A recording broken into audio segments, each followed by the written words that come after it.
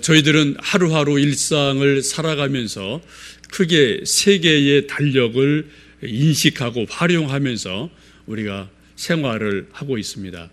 세 개의 달력이라는 것은 우리가 벽에 있는 벽걸이 달력이라든지 혹은 탁상에 있는 탁상용 다이어리 혹은 핸드폰 속에 있는 그러한 달력을 말하는 것이 아닙니다. 세 가지 달력은 첫 번째는 태양력이라는 것이 있습니다. 우리가 흔히 쓰고 있는 달력은 태양력이죠.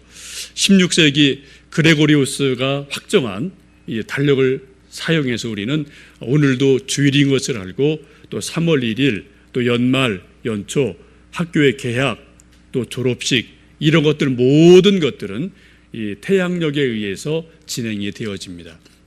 우리가 일반적으로 생활하는 행정의 문제라든지 일상의 시간들은 거의 다 이 태양력에 따라서 우리가 1년을 살아갑니다. 근데 또 하나 달력이 있죠. 태음력입니다. 우리가 지난주 설이라는 명절을 지냈는데 설, 추석, 단오 이런 많은 절기들을 보면 대부분 이것은 태음력을 따라서 시행이 되고 있음을 봅니다. 우리가 21세기를 살고 주머니 속에 최첨단 컴퓨터를 넣고 있고 또 스마트폰을 가지고 있다 하더라도 우리 중요한 일련의 생활들을 보면은 중요한 것들은 이 태음력이라는 것을 벗어나지를 못해요. 수천 년 전에 만들어 놓은 조상들의 지혜가 우리 속에 생활 속에 지금도 깊숙이 스며 있음을 보게 됩니다. 그래서 농사 지을 때라든지 명절이라든지 중요한 절기들은 대부분 태음력, 음력을 따라서 지금 저희들이 살아가고 있습니다. 근데 또 하나 중요한 달력이 있습니다. 그것은 바로 교회력이라는 것입니다. 예수님을 중심으로 예수님의 탄생과 죽으심을 쭉 일련의 과정 속에서 나누어가는 교회의 달력이 있습니다. 그래서 우리가 성탄절, 혹은 고난주간, 혹은 부활주일 여러 가지를 우리가 마음에 담아두는 것도 교회력을 따라서 이렇게 저렇게 결정을 하고 있습니다. 태양력이 좀 행정적인 의미가 있다면 음력은 문화적이고 명절의 의미를 많이 가지고 있습니다. 정신적인 의미를 많이 담고 있습니다. 반면 이 교회력은 신앙적인 의미를 담고 있고 우리 영혼을 향해서 뭔가 계속해서 절기의 메시지를 던져주는 것을 교회력을 통해서 발견을 할 수가 있습니다. 아시는 것처럼 이제 지금 사순절 기간이고요. 이 사순절이라는 것은 40일이죠.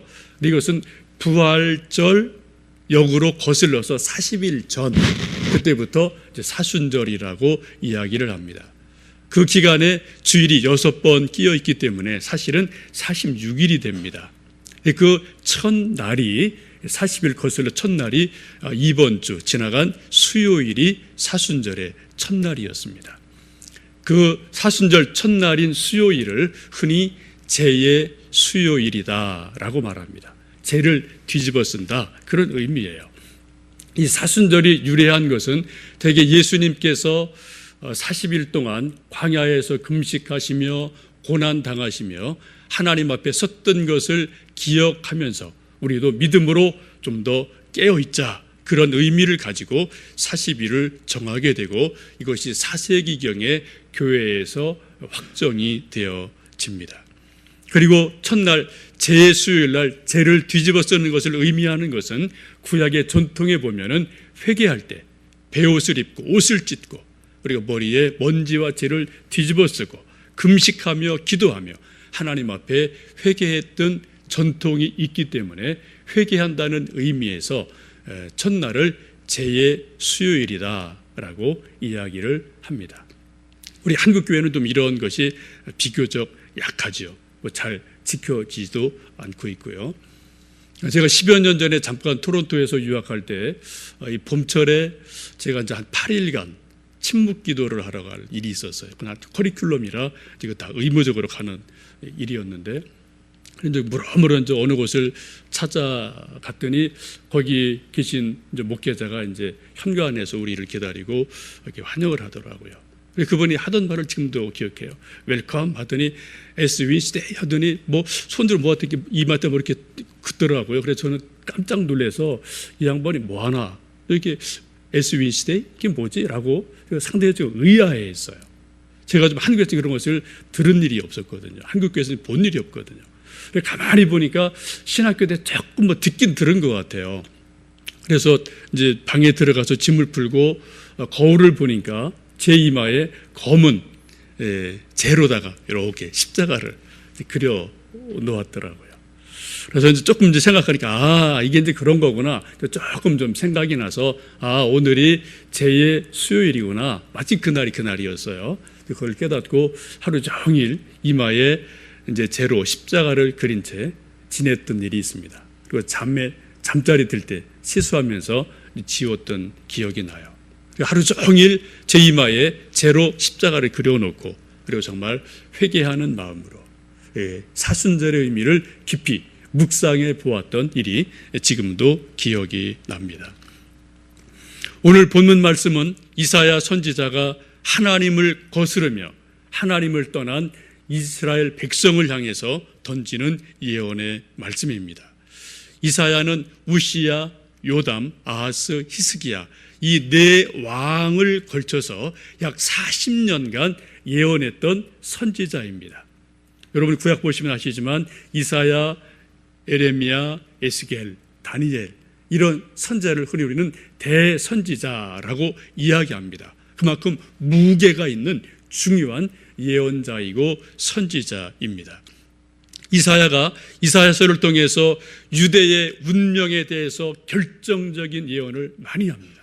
또 앞으로 오실 예수님의 탄생에 대해서도 700년 전에 예수님 탄생에 대해서도 수많은 예언하는 것을 우리는 이사야 속에서 볼 수가 있습니다. 우리가 예언하면은 크게 두 가지로 보셔야 돼요. 하나는 미래 일을 미리 예측한다. 이게 예언입니다. 앞으로 이렇게 일들이 될 거다. 그 예언이에요. 또 하나 중요한 것은 하나님의 말씀을 받아서 하나님께서 이렇게 말씀하신다. 이게 바로 예언이에요. 요즘 많은 사람들이 예언하면 어떤 데 무게중심을 두느냐. 앞으로 몇 년, 몇 월, 며칠에 무슨 일이 일어날 겁니다. 뭐 지구가 종말이 올 겁니다. 이런 식의 예언에 관심을 많이 가져요. 그리고 앞으로 당신이 이 사업하면은 잘 될 것입니다. 당신 아들, 딸이 대학에 붙습니다. 떨어집니다. 또 결혼을 언제 할 겁니다. 이런 식의 미래 예측의 예언에 많은 사람들이 관심을 갖습니다. 그래서 소위 예언의 은사가 있다는 사람들에게 가서 예언 기도를 받으면서 언제 일이 풀릴까요? 언제 이 일이 해결될까요? 시간에 대한 질문을 많이 묻고 가지고 있습니다. 하나님은 전능하신 분이어서 영원하신 분이어서 시간을 뛰어넘어서 미래의 일들 분명하게 아십니다. 예언 예측하실 수 있어요. 그런 일을 하나님은 종종 하십니다. 그러나 성경을 쭉 보면은 예언의 의미는 언제 몇 시에 뭐가 된다라는 미래 예측보다는 하나님께서 이렇게 말씀하십니다라는 하나님의 예언의 말씀, 하나님 주시는 경고의 말씀, 이런 것들이 훨씬 더 본질적인 것을 보게 됩니다. 구약의 수많은 예언의 내용이 그것이에요. 우상을 버리고 하나님께로 돌아와라. 다시 말씀으로 돌아와라. 덮었던 성경을 다시 펼쳐라. 잃었던 율법을 다시 회복해라. 하나님 사랑하는 마음이 식어진 것을 돌이켜라. 그렇게 다시 한번 하나님께로 돌이키라는 그러한 예언의 말씀들이 구약의 대부분의 말씀인 것을 저희들은 봅니다. 하나님께로 돌이키면은 살 것이고 하나님께로 돌이키지 않으면은 멸망을 당하게 될 것이다. 오늘도 말씀하시죠. 하나님에게 즐겨 순종하면 땅의 아름다운 소산을 먹을 것이지만 하나님을 거절하면 칼을 삼켜버리게 될 것이다. 칼을 받게 될 것이다. 라고 말씀을 하고 있습니다. 오늘 18절 말씀 보시면은 그렇게 말씀합니다. 여호와께서 말씀하시되 오라 우리가 서로 변론하자고 말씀하고 계세요. 가끔 우리가 인생을 살다 보면은 누군가와 변론할 일들이 있습니다.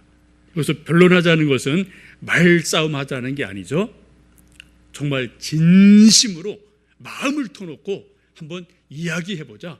한번 속까지 깊이까지 이야기해보자. 그런 말씀입니다.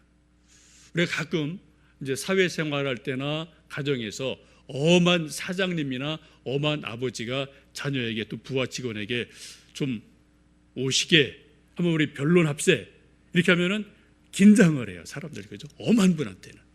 그래서 지금 뭐 가서 꾸지람 듣는 게 거의 확실하니까. 근데 지금 하나님이 우리를 초청하시는 것 와서 우리가 변론하자 이 말씀은 하나님이 우리를 꾸지람하시겠다는 게 아니에요.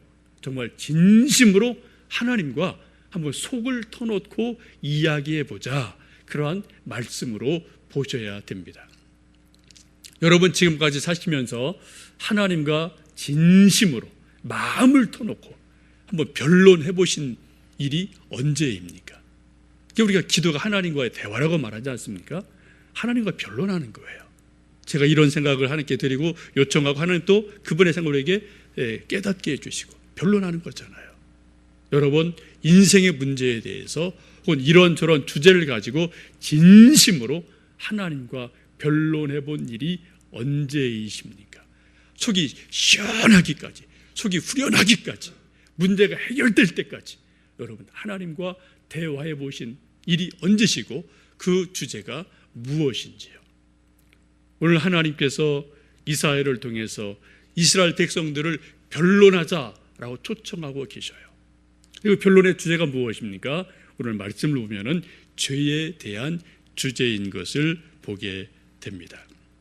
아무리 인간의 죄가 주홍같이 붉을지라도 눈과 같이 희어질 것이다. 진홍같이 붉어도 양털같이 희게 될 것이다 라고 우리 죄가 아무리 검어도 아무리 붉어도 양털같이 희어지게 될 것이다. 용서할 것이다 라고 죄와 용서에 대해서 이야기하자라고 초청하시는 것을 보게 됩니다. 우리 인간은 양면성이 있는 것 같아요. 하나는 무한한 가능성이 있습니다. 우리가 정말 대단하죠. 이게 상상력이 대단해서요. 달나라까지 가고요, 화성을 가고요. 우리가 또 조그만 요만한 또 핸드폰 속에 별의별 게 다 들어가고요. 또 손톱만한 그런 반도체 칩에는 수백만 권의 책이 저장될 수 있는 그런 엄청난 일들을 우리 인간들이 뭔가 상상하면서 만들어 가거든요. 때로는 입에 감칠맛이 척척 도는 음식을 기가 막히게 만들고요.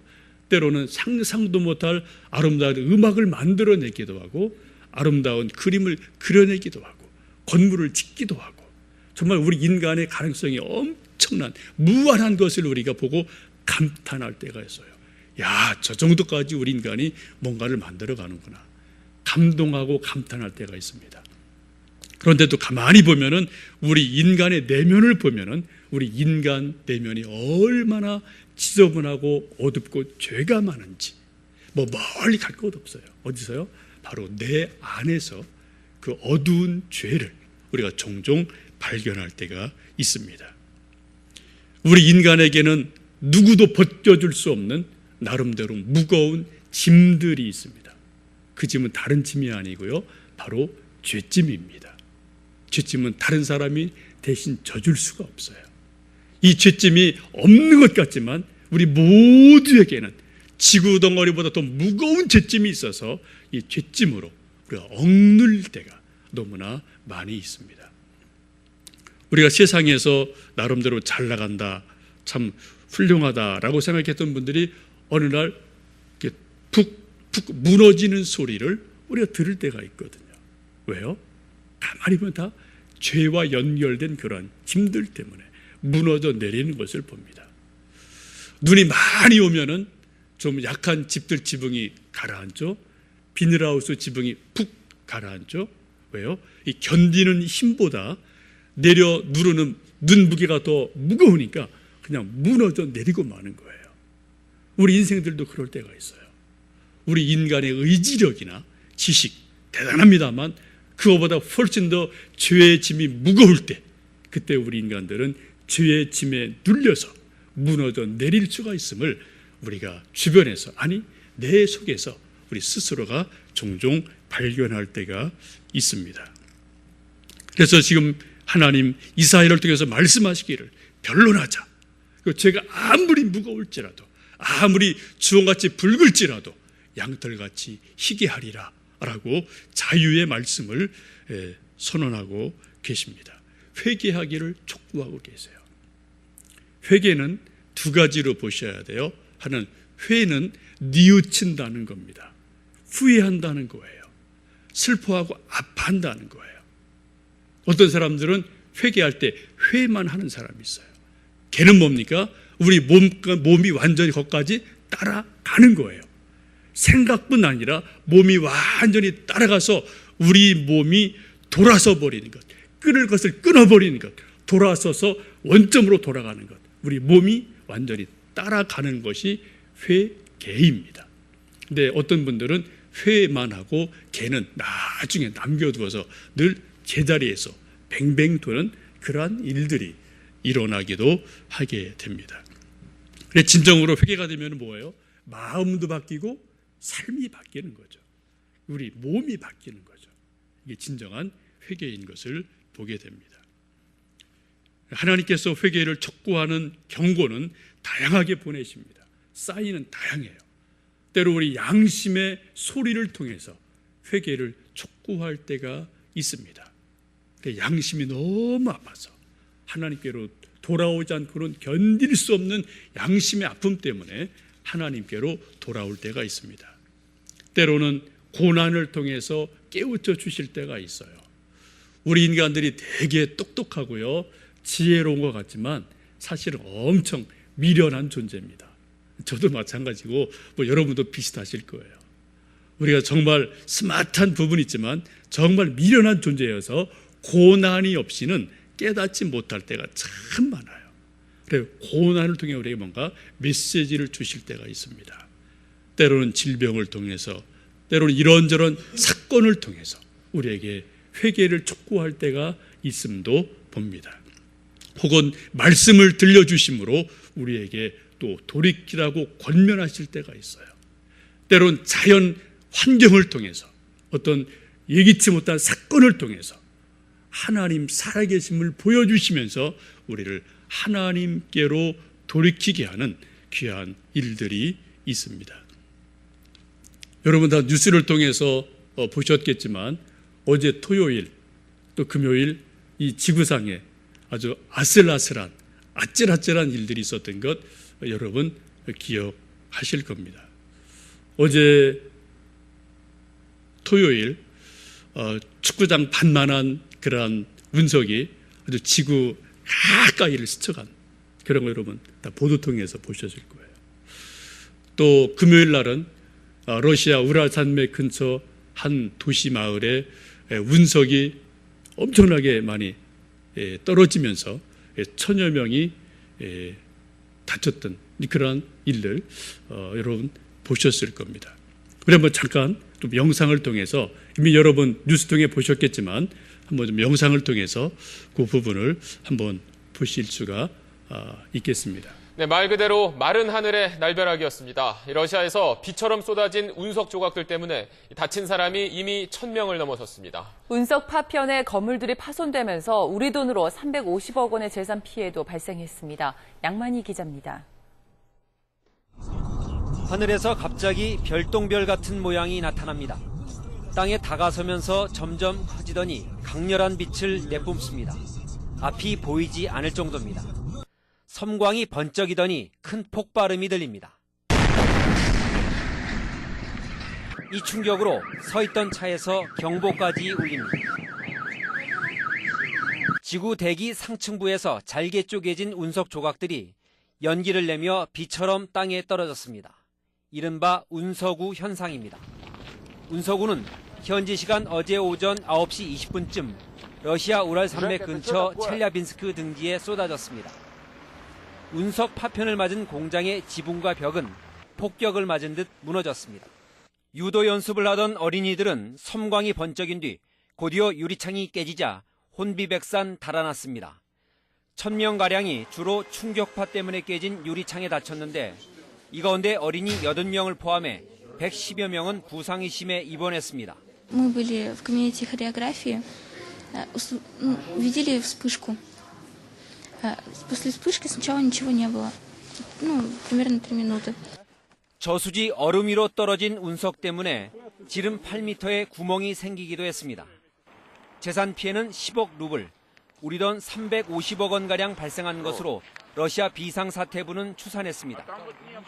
이 운석이 오늘 새벽 지구 근처로 다가선 지름 45m, 무게 13만 톤짜리 소행성과 관련 있지 않느냐는 주장에 대해 유럽 우주국은 관련이 없다고 밝혔습니다. SBS 양만희입니다. 예, 여러분 TV 통해서 이미 보셨을 거예요. 다시 한번 좀 보여드리고 싶은 것은 이런 일이, 이보다 심각한 일이 언제 이 지구에 발생할지 모른다는 겁니다. 여러분 딥 임팩트라는 영화 혹 보신 일이 있을 겁니다. 그게 가상이 아니라 현실이 될 수가 있다는 거예요. 과학자들 말에 의하면 저런 운석들이 이 지구상에 100만 개 이상이 지금 돌고 있답니다. 근데 아무리 최첨단 나사에서 그걸 잡으려고 해도 잡지를 못한대요. 0.01% 잡는 게. 이게 좀 포착하는 게요. 왜요? 일단 작기 때문에. 이게 돌이기 때문에 이 빛이 반사가 안 돼요. 이게 좀 반사가 돼야 이게 좀 뭔가 이게 좀 레이더에서 잡을 텐데 반사가 안 되니까 이거를 잡아낼 수가 없어요. 저런 게 날라오면 그냥 당하는 수밖에 없는 그러한 위기가 이 지구상에 있습니다. 여러분 별똥별 하면 되게 좀 낭만적이죠. 아름답죠. 저 어릴 때 시골에서 별똥별 여러 번 본 기억납니다. 밤하늘에 쫙 정말 이 별이 아니라 뭔가 쫙 날아가는 게 여러 번 본 적이 있거든요. 그러면서 정말 멋있다, 아름답다 그런 생각을 했어요. 그리고 형들이 그때 저보다 나이 많은 형들이 그런 말 했어요. 이제 뭐 놀리느냐고 그랬겠죠. 얘들아 저기 가서 저거 강변 가서 저 별똥별 주워 먹으면은 따끈따끈하고 쫀득쫀득해. 저거 먹으면은 맛있고 오래 산대. 그런 말 듣고요. 저희들 친구 따라서 막 강변으로 쫓아가서 찾았던 기억이 있습니다. 요만한 운석들을 정말 몇 개 본 기억이 나요. 그런 흔적들이 좀 있거든요. 근데 여러분 별똥별이 그냥 아름다운 낭만이 아니고요. 언젠가는 우리 지구에게 결정적인 타격을 주는 그러한 일이 될 수가 있습니다. 계시록에서 말씀하시는 말씀들이 언젠가 분명히 현실이 될 겁니다. 그죠? 우리 성경을 이렇게 믿지 않습니까? 그때가 언제일지 모르지만 어떻게 일지 모르지만 계시록 분명히 하나님의 말씀이고 마지막 남은 계시의 말씀이에요. 언젠가 계시록에 기록된 하나님의 말씀들이 이 지구상에 우리 인생들 속에 분명하게 현실로 다가옴을 우리는 압니다. 우리가 계시록에 나타난 종말과 대재앙이 오기 전에 우리가 할 일이 있다면 무엇이겠습니까? 오늘 이사야를 통해서 말씀하시기를 우리가 서로 변론하자. 그리고 하나님께로 돌아오라고 우리를 권면하시는 말씀을 우리는 듣습니다. 우리는 이미 핵폭탄을 머리에 이고 살고 있어요. 여러분 아시는 것처럼 이미 북한에서 핵폭탄 여러 번 실험했고 거의 우리 정부는 최소한의 것을 말하지만 사실 내용으로 들어가면은 이미 핵폭탄 있다고 봐도 과언은 아닌 것 같습니다. 이미 우리는 머리 위에 핵을 짊어지고 사는 그러한 형국으로 이 시대를 우리가 살아가고 있습니다. 여러분 혹시 아실지 모르겠지만 한 3, 4년 전에 케냐의 오워라는 흑인 교수가 한국에 대해서 여러 가지 예언했던 일들이 있었습니다. 한국에서 전쟁이 일어날 수 있다, 날 것이다. 한국 교회가 회개해야 된다. 한국 백성들이 회개해야 된다. 그런 동영상을 여러분 혹 보신 적이 있는지 모르겠습니다. 저도 기도하는 몇몇 권사님과 더불어서 그것을 본 적이 있고 그리고 이런저런 이야기를 여러분과 깊이 있게 나눈 적이 있습니다.